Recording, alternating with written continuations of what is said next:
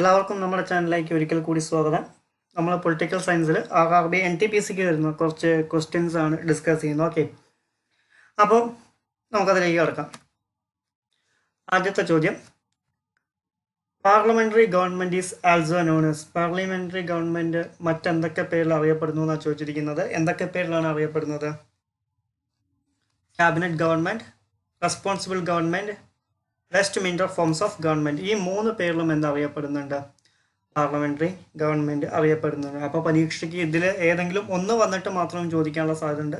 അപ്പോൾ ഈ മൂന്ന് പേരും എന്ത് ചെയ്യുക, പഠിച്ചു വയ്ക്കുക. Okay, which of the following characteristics is not related to parliamentary government. അതായത് ഈ തന്നിരിക്കുന്നതിൽ ഏത് ക്യാരക്ടറിസ്റ്റിക്സ് ആണ് അല്ലെങ്കിൽ ഏത് സ്വഭാവമാണ് പാർലമെന്ററി ഗവൺമെന്റുമായിട്ട് റിലേറ്റ് ചെയ്യാത്തത് എന്നാണ് ചോദിച്ചിരിക്കുന്നത്.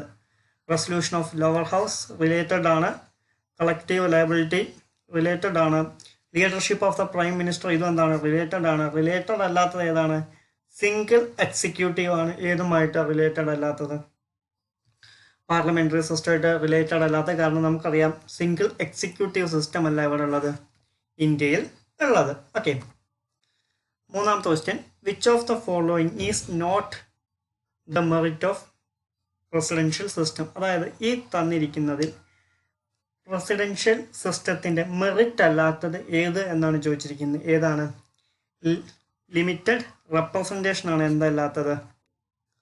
മെറിറ്റ് അല്ലാത്തത്. ഓക്കെ, അതായത് ഗുണമല്ലാത്തത് എന്ന് നമുക്ക് പറയാം.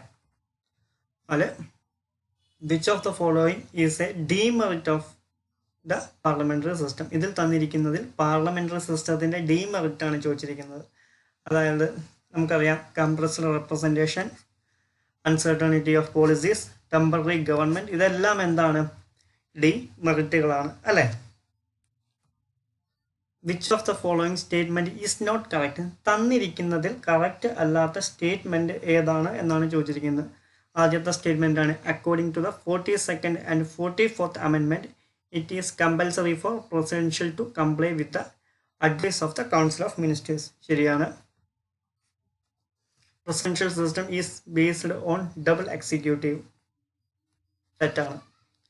According to the article 74 of the council of ministers works under the leadership of prime minister. ശരിയാണ്, പ്രൈം മിനിസ്റ്ററുടെ കീഴിലാണ് വർക്ക് ചെയ്യുന്നത്. Article 74 and 75 provides parliamentary system in the central. ഇതും ശരിയാണ്. ഇതിൽ തെറ്റായ സ്റ്റേറ്റ്മെന്റ് ഏതാണ് അല്ലെങ്കിൽ കറക്റ്റായ സ്റ്റേറ്റ്മെന്റ്, തെറ്റായ സ്റ്റേറ്റ്മെന്റ് ഏതാണ്? ഓപ്ഷൻ ബി ആണ്. Which of the following characteristics is not related to presidential system. ഇതിൽ തന്നിരിക്കുന്നതിൽ പ്രസിഡൻഷ്യൽ സിസ്റ്റം അല്ലാത്ത അല്ലെങ്കിൽ റിലേറ്റ് ചെയ്യാത്ത ക്യാരക്ടറിസ്റ്റിക്സ് ഏതാണ്? ഗവർണൻസ് ഓഫ് പ്രൈം മിനിസ്റ്റർ ആണ് എന്താണ് ഇതിൽ തന്നിരിക്കുന്നതിൽ എന്താണ് റിലേറ്റ് ചെയ്യാത്തത്. Okay, which of the following characteristics is not related to the federal government. Federal ഗവൺമെന്റിന് എന്താണ് റിലേറ്റ് ചെയ്യാത്ത ക്യാരക്ടറിസ്റ്റിക്സ് ഏതാണെന്ന് ചോദിച്ചിരിക്കുന്നത്. ഏതാണ്? വേറൊന്നല്ല, ഫ്ലെക്സിബിൾ കോൺസ്റ്റിറ്റ്യൂഷനാണ്. അപ്പോൾ നമുക്ക് നോക്കാം എന്തൊക്കെയാണ് ഒരു ഫെഡറൽ ഗവൺമെന്റിന്റെ ക്യാരക്ടറിസ്റ്റിക്സ് ആണ്. ഫെഡറൽ ഗവൺമെന്റിന്റെ സ്വഭാവം എന്ന് പറയുന്നത് എന്താണ് നമുക്ക് നോക്കാം. ഒന്നെന്താണ്? ഡ്യുവൽ പൊളിറ്റിയാണ്. ഡ്യുവൽ പൊളിറ്റി, അതായത് എന്തുണ്ടാവും? രണ്ട് ഗവൺമെന്റുകൾ ഉണ്ടായിരിക്കും, സെൻട്രൽ ഗവൺമെന്റും സ്റ്റേറ്റ് ഗവൺമെന്റും. അതുപോലെ തന്നെ എന്താണ്? റിട്ടൺ കോൺസ്റ്റിറ്റ്യൂഷൻ ആയിരിക്കും.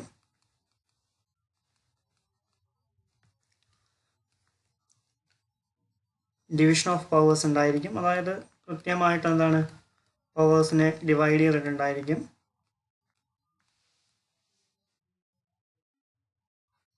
അതെന്താണ്? Supremacy of constitution. എന്താണ്? കോൺസ്റ്റിറ്റ്യൂഷൻ ആവും എന്ത് എന്ന് പറയുന്നത് ആ നാട്ടിൽ സുപ്രീമസി, അതായത് ഏറ്റവും പരമോന്നതം എന്ന് പറയുന്നത്. അതുപോലെ തന്നെ എന്താണ്? റിജിഡ് കോൺസ്റ്റിറ്റ്യൂഷൻ ആണ്, ഫ്ലെക്സിബിൾ അല്ല. എന്താണ് ഉണ്ടായിരിക്കുക? റിജിഡ് കോൺസ്റ്റിറ്റ്യൂഷൻ ആണ് എന്ത് ഉണ്ടായിരിക്കുക. ഓക്കെ, മറ്റൊരു പ്രത്യേകത എന്ന് പറയുന്നത് എന്താണ്? ബൈ ക്യാമറലെസ് ആണ്, അതായത് എന്താണ്? ദ്വിമണ്ഡല സഭ ഉണ്ടായിരിക്കും. പിന്നെന്താണ്? ഇൻഡിപെൻഡന്റ് ജുഡീഷ്യറി ആയിരിക്കും അവിടെ ഉണ്ടാവുക. ഒരു ഫെഡറൽ സിസ്റ്റത്തിൽ ഉണ്ടായിരിക്കുക. ഓക്കെ, അപ്പോൾ യൂണിറ്ററി ഫീച്ചേഴ്സ് എന്തൊക്കെയാ ചോദിച്ചു കഴിഞ്ഞാൽ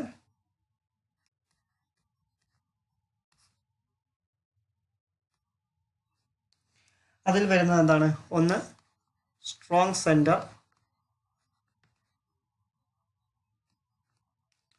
രണ്ടെന്താണ് സിംഗിൾ കോൺസ്റ്റിറ്റ്യൂഷൻ,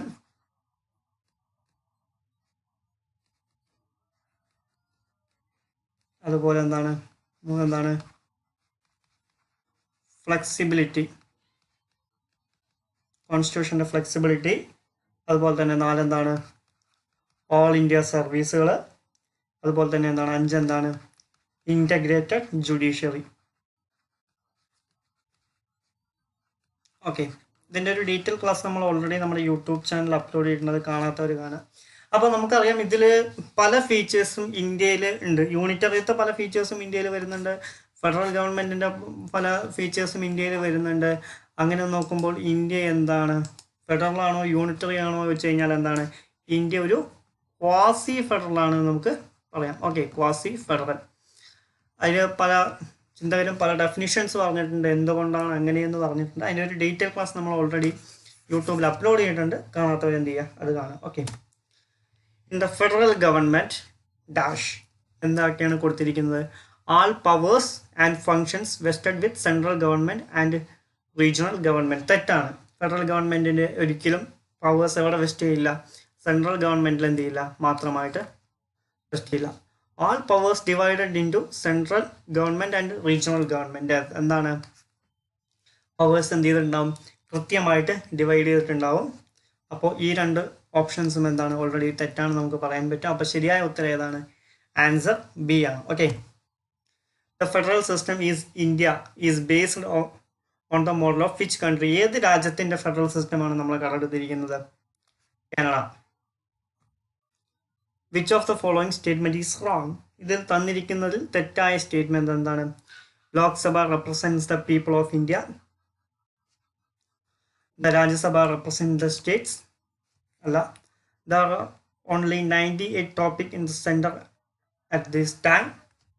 ഇതാണ് എന്താണ് തെറ്റ് എന്ന് പറയുന്നത്. ആൻഡ് ലാസ്റ്റ് വൺ കൂടി നോക്കാം. എന്താണ്? Rajya Sabha protects the state with unnecessary interference with the centre. അപ്പോൾ ഇതിൽ തെറ്റായ സ്റ്റേറ്റ്മെൻറ്റ് എന്ന് പറയുന്നത് ഏതാണ്? സ്റ്റേറ്റ്മെൻറ്റ് സി മാത്രമാണ്. Okay, option C. മുമ്പ് സെൻട്രൽ ലിസ്റ്റിൽ അഥവാ യൂണിയൻ ലിസ്റ്റിൽ ഉണ്ടാകുന്ന സമയത്ത് 97 ടോപ്പിക്കുകളാണ് ഉണ്ടായിരുന്നത്. എന്നാൽ ഇപ്പം എന്തുണ്ട്, അത് 100 ടോപ്പിക്കുകളാണുള്ളത്. അതുപോലെ തന്നെ മുമ്പ് സ്റ്റേറ്റ് ലിസ്റ്റിൽ ഏകദേശം 66 ടോപ്പിക്കുകളാണ് ഉണ്ടായിരുന്നത്. ഇപ്പം എത്രയാണ്? അത് 61ആണ്. അതുപോലെ കൺകറൻറ്റ് ലിസ്റ്റിലുള്ളത് എത്ര ടോപ്പിക്കുകളാണ് എന്ന് വെച്ചാൽ എത്രയാണ്? 52ആണ്. ഓക്കെ, അപ്പോൾ ഇത്രയും കാര്യങ്ങൾ ഓർത്തേക്കാം. ഓക്കെ, അപ്പോൾ എല്ലാവരും ക്ലാസ് പൂർണ്ണമായും കണ്ടു എന്ന് വിചാരിക്കുന്നു. എക്സാമിന് വളരെ നന്നായി പ്രിപ്പയർ ചെയ്യുക. എല്ലാവർക്കും നല്ല ദിനം ആശംസിച്ചുകൊണ്ട് നന്ദി, നമസ്കാരം.